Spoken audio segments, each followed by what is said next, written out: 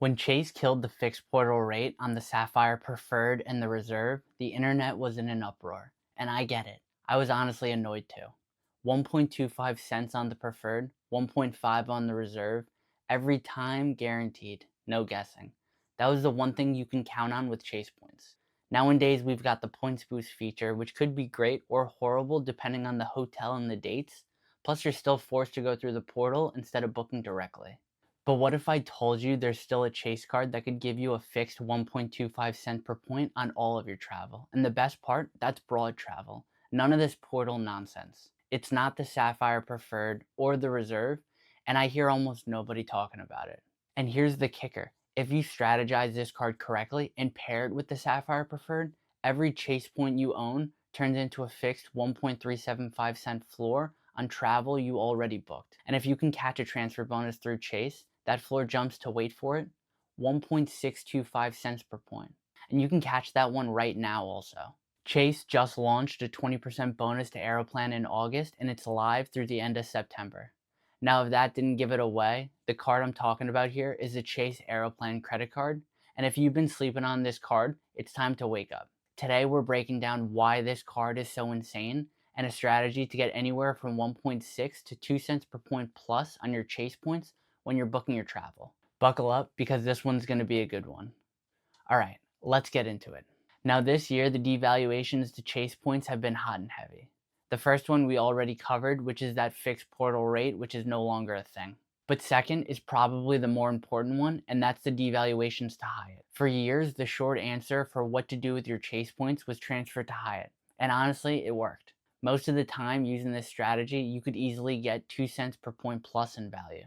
But that value is starting to crack with the changes they made this year. First, in May, Hyatt revamped their reward chart, moving from 3 pricing tiers of off-peak, standard, and peak to 5. Now it's lowest, low, moderate, upper, and top. And when they did this, the maximum price went up in almost every single category. For example, category 4s went from a ceiling of 18,000 points a night to now 25,000 points a night. Category 8s went from 45,000 all the way up to 75,000 points per night. In addition, they also moved 112 hotels up a category on the same day. Now this was rough, but Chase made it even rougher when they changed the transfer ratio with the Sapphire Preferred refresh, moving it from 1-to-1 down to 4-to-3. Stack those two things on top of each other, and this is where you can really start to see the impact. So let's say you're booking a category 4 night. A year ago, it would cost you 18,000 Chase points. Today, at 25,000 Hyatt points and a 4-to-3 ratio, it would run you 33,334 Chase points. Same room, same hotel, about 85% more Ultimate Rewards points. Now, all this isn't to say that Hyatt is dead, because it for sure isn't. It's just to say that it's not the automatic play anymore. Having multiple strategies on what to do with your points, especially a solid fallback option, is going to be key. And it's exactly why this Aeroplan strategy is going to come in so clutch moving forward. Now at its core, this strategy is a 2-card setup. The Chase Sapphire Preferred and the Chase Aeroplan card. And you may be thinking, I never fly Air Canada, so why would I even need this card? And really, it's for 2 main features. The first feature is a redemption feature, and the second one's a hotel play I think almost nobody is using right now. But we'll get into the hotel play in a minute, but first let's go through that redemption play. Now the first feature is something called Pay Yourself Back. Capital One has a similar feature with their Travel Eraser, but the Aeroplan card's version is a lot better. Now for Capital One, it erases travel at a fixed 1 cent per mile. With the Aeroplan card, this is 1.25 cents per mile. Now how it works is you buy travel. A flight, a hotel, a rental car. It doesn't matter what you book or how you book it. You could book it direct through an airline or Expedia, it doesn't matter. You just need to put it on your Aeroplan card. After that, you log into your Chase account, you find that charge, and you can erase it with Aeroplan points at that fixed rate. Now right now, that rate's fixed at 1.25 cents per point, and the purchase has to have been posted within the last 90 days. Now technically, this feature is set to expire in December of 2026, but Chase has extended it every year since 2023, so my assumption is it's still going to be going on. Now 1.25 cents is good, but there's a couple ways to get that cent per point even higher. The first is the amount you transfer with Chase. When you transfer your Ultimate Rewards points into Aeroplan, the standard rate is 1-to-1. But if you're holding the Chase Aeroplan card, Chase kicks in an extra 10% on top when you transfer at least 50,000 points in a single transfer. Now just note, this isn't across the year, it needs to be one single transfer, so keep that in mind. So let's say you move over 50,000 Chase points. With the 10% bonus, that would add another 5,000 on top, so you land at 55,000 Aeroplan points. Running those through the pay yourself back feature at 1.25 cents, with the 55,000 Chase points, that would be $687.50 of travel value. Divided by the 50,000 Chase points you started with, that's how you get the 1.375 cent per point valuation. So now we're getting somewhere here. A 1.375 cent floor on your travel is nice, but we can get that number even higher if we strategize a transfer. So how do we get this to 1.625? Well, that's easy. Chase just has to run a transfer bonus to Aeroplan, and it just so happens at the time of this recording, one actually just went live. Now, Chase just launched a 20% bonus to Aeroplan in August of this year, and it's running through the end of September. But don't worry, because if a bonus isn't going on right now, the odds of one coming in the next year are pretty high. So if you're patient, you'll likely see one if you're looking at this video in the future. So now let's say you built up 100,000 Ultimate Rewards points and you use them with that 20% bonus. That would net you 120,000 Aeroplan points. Then you get the Aeroplan bonus on top, which would add another 10,000 points. So you'd be sitting at 130,000 Aeroplan points from 100,000 Chase points transferred over. Now, important note here.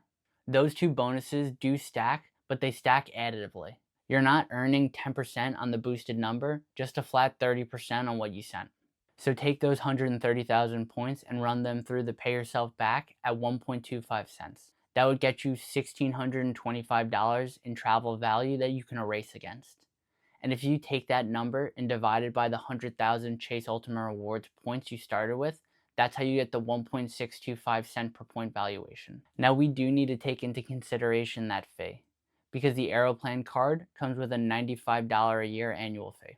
So net, you're looking at $1,625 minus the fee, which would come out to $1,530. So that would be a 1.53 cent per point valuation if this is the only way you use your Chase points. But obviously if you're using them other ways and you're getting status from the card, there's other value in the card.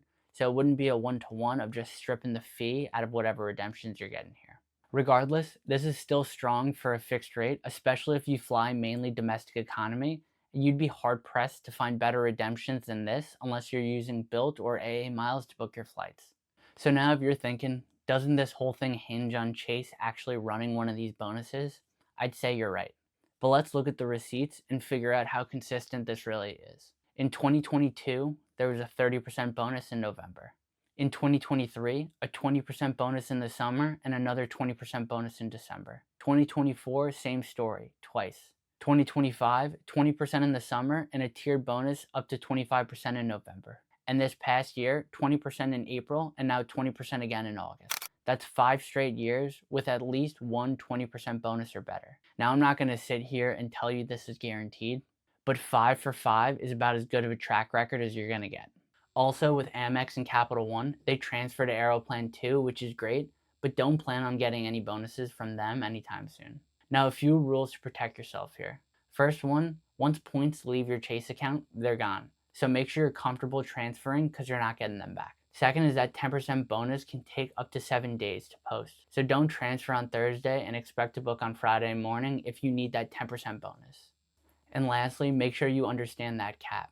The pay yourself back feature caps out at around 200,000 Aeroplan points per year, or roughly $2,500 in credits. That would equal about 154,000 Chase Ultimate Rewards points using that 20% plus 10% stack. Now the pay yourself back feature is great, and it's a fantastic floor. But that shouldn't be the top tier option, because this next play is what really separates it to give you not only a great floor, but a great ceiling. And that's using Aeroplan's hotel program, which is the hidden gem of this whole strategy, and most people don't even know it exists. It's called HotelSavers. And in it, there's category bands similar to Hyatt, but a little less fixed. It's probably closer to something more like Hilton or a Marriott. Now here, Aeroplan publishes 8 categories with point ranges, so a category 3 might run you 20,000 to 30,000 points a night. But where you land inside that band moves a lot with the season, the location, the room, and how filled the hotel is. But here's what really makes it interesting though. Similar to the IHG card, if you're holding the Aeroplan card, you get every 4th night free on points bookings through their platform. So if you stay for 4 nights, you're really paying for 3. Now let's take a look at a real redemption to see what this would realistically get you. And I apologize in advance because these hotel rooms were annoyingly priced in Canadian dollars, but I promise it'll make sense, so just stick with me here. So the hotel example I have is in Barcelona, and it's in the Sofitel Barcelona Skipper. It's a superior city room for 4 nights, and the cash price on Aeroplan's portal was 2,365 Canadian, which equates to around 1,700 US dollars. That same room on points was 142,000 points for the 4 nights. Now, taking that 4th night off, you'd be looking at 142,000 times 75%, which is 106,500 points. Now, that's the Aeroplan points, but what we really care about is how many Chase Ultimate Rewards points do we have to transfer over to make this 4-night hotel booking. And here, with the 20% plus 10% stack, we'd be looking at sending over 82,000 Ultimate Rewards points to make this booking happen. Chase moves in 1,000 point increments, so you really need to send over 82,000 points to get you 106,600 Aeroplan points. So running the math here, $1,700 divided by the 82,000 Chase Ultimate Rewards points you'd need for this redemption puts you at a 2.07 cent valuation when it comes to your Chase points. And the great part is, this isn't an outlier. I was consistently able to find redemptions in the 1.8 to 2 cent plus range with this strategy. Now when it comes to hotels, I think this is really solid. Arguably on par with Hyatt and leading hotels of the world when it comes to top tier hotel redemption strategies. And remember what we talked about at the top of this video. Amex and Capital One don't transfer to Hyatt at all, but they do transfer to Aeroplan 1-to-1. So if you're sitting on a pile of membership rewards points or Capital One miles watching Hyatt get a lot more expensive, this strategy needs to be in your arsenal. Now one important note here, because this one could cost you. If you're moving Amex or Capital One points into Aeroplan, they can be used for flights or hotels all day long, but they can't be used for that pay yourself back feature. Chase's terms are pretty explicit here, where it has to be either Ultimate Rewards points transferred in or points earned on the Aeroplan card itself. Anything converted over from another program is likely out. So use those other outside currencies for the hotel side of this strategy or for booking business class redemptions. Now, if this strategy doesn't deserve a like and subscribe, I really do not know what does. We are so close to 500 subscribers, so come along for the ride if you want more content and strategy just like this. So here's my final verdict. The Chase Aeroplan card isn't really an Air Canada card. Hell, it's barely an airline card as far as I'm concerned. Really, it's a redemption tool. A 1.375 cent floor on travel any day of the year, and 1.625 if you can catch a bonus, plus 2 cents plus if you're willing to take advantage of the HotelSavers, or you can book a nice business class redemption. Regardless of how you use it though, for a $95 fee, this card is about as good as you're gonna get. Alright, that's all I got for you guys today. I appreciate you all. Hit the like button and subscribe, and I'll see you guys on the next one. Peace.